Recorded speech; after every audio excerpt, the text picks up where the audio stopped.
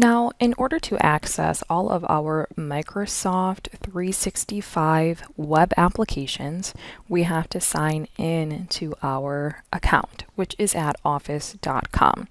Now, you can do that by typing in office.com in the address bar, and you may see a screen similar to this where it will ask you to sign in. And using your email address, work email address, and password, you will be able to sign in to your office.com account. Now, I am already signed in, so when I do this, it redirects me right to my office.com homepage.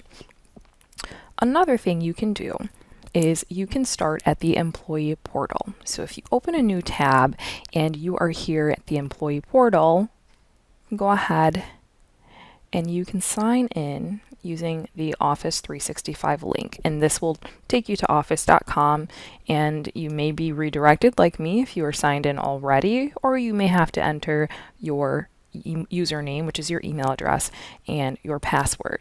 So again, remember, Microsoft 365 is that subscription service. We have access to everything online via the web, and Viva Insights is one of those web applications that we access by logging in to our office.com account. Now, we have logged in, but let's see how to actually get to it. So the way that we can get to all of our apps is by clicking the app launcher up top. And when we do that, it opens up all of the apps that we have access to. Now, I'll scroll down. I see Viva Insights here, but if for some reason you don't, maybe you see other things that you've recently clicked on, you can click on all apps and scroll down, and you'll get a longer list of alphabetized apps, and you can click on Viva Insights from there, and then you will be taken to your Viva Insights application. And here we are. All right, now on this Viva Insights homepage, let's take a quick look at what we have. And if for some reason things may look a little bit different on your homepage, that's perfectly fine. It will all make sense as we go through it. So underneath activities for you, I have a praise section to send praise to colleagues. To the right of that, I have a reflection section in order to input how I'm feeling for the day. Underneath that, I have some mindfulness activities that they've suggested. One for if I'm stressed, another if I want to just take a breather, and then the next one is on protecting time and booking focus time, and that would be time just set aside for me to do whatever it is that I need to do without any distractions or disruptions. And then at the end, I have the section for improving work-life balance, and that is to create a focus plan to ensure that I get 1 to 4 hours of focus time every day, and also making sure that I have a virtual commute set up so that way I can mindfully and peacefully disconnect from the workday. Back up to the top, to the right of home, I have a tab for staying connected. And this helps me to stay connected with my collaborators. So they make sure that I have meetings and things set up, that I have answered or asked any questions that have come in or gone out. We'll get into that a little bit further later. Have another tab for protecting time. So this is where I would book that focus time, or where I would create that focus plan, as well as set up my virtual commute. And then the last tab at the top is the Inspiration Library, just a really cool place where I can go to get additional inspiration by reading some articles, get myself a little bit more educated, gather some more insight on what's going on. And it's from Harvard, Business Review, Microsoft, and Thrive currently.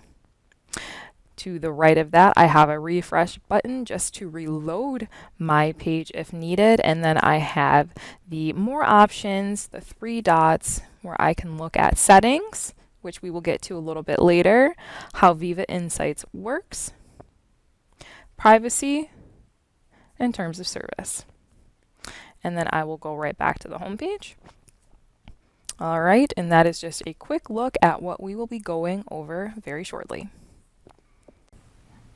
Now, on the Viva Insights homepage, you will see a number of different things that you can do. So let's walk through some of these activities. So underneath the activities for you section, the first thing I see is the praise section, to send praise to your colleagues. Now, if I click on send praise, it brings me to the section where I can send some gratitude or appreciation to someone I work with. There are some suggestions up top, but if I want, I can go ahead and input someone completely different. So let's say I wanted to send something to Donna. I will type her name and click on it. I can send it privately in a one-on-one chat, but if I wanted more people to see it, maybe I wanted to send it in our team, I can do that. And this is via Microsoft Teams. So I would pick the team that I wanted to send it through, and then I'd also pick the channel that I would want it to show up in. I would go ahead and type the note, thanks. I would pick the badge. All right, scroll down and let's preview what this will look like. Marian Sullivan sent praise to Donna Farron. Here's the badge and my note. And then I would go over to the bottom right, click the purple send button, and that would get sent over to Donna. Now I'll click cancel there, and then if I scroll down, you can show everything that you've received from your own colleagues or the other praise badges that you have sent recently. And then up at the top under reminders here on the right, you can set up some daily or weekly reminders and pick a specific time just to get you in the habit of sending praise and recognizing your colleagues for their efforts. Back on the home page, let's take a look at what are called our reflections. Now, our reflections are in the top right, and these are private to you, and you can see that here. There's a little lock symbol. No one else can see these.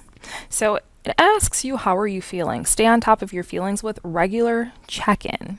Okay, so how am I feeling today? I'm feeling very good.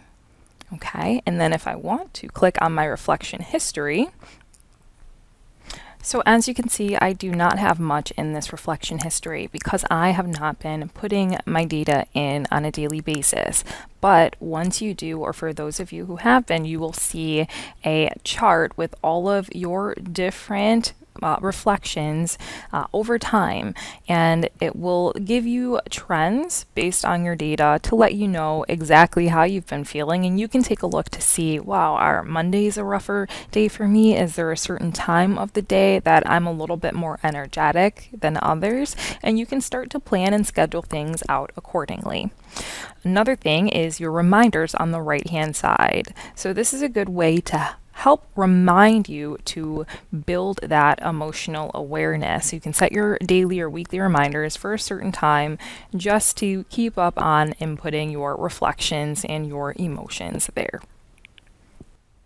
All right, now we are back on the home page. So we've worked on how to send praise and how to reflect on our emotions. And if we scroll down, we have a couple of different activities that are geared toward mindfulness. Okay, the first one that it suggests is the stressed activity, and the second one is the take a breather break. All right, now we can choose to play either one of these, but let's click on See More just to get a better idea of what we're looking at here. Now on this page, we have guided meditations. Okay, so there are things for focusing. There are ways to get yourself ready for a presentation. There are things to help you with listening to others.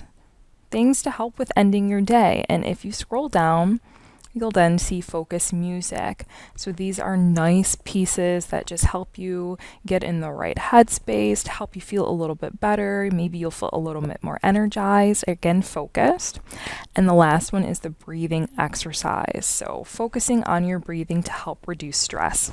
So it lets you know how much time it would take right at the end of each one of these. So you can choose something that is maybe 3 minutes. You can choose something that's a little bit longer depending on how much time you have. And when you click on it, it will bring it up, and then you would just hit play, and then it will start whatever it is that it is working on, and you just take your time to go ahead and get through that. I'll click X to close.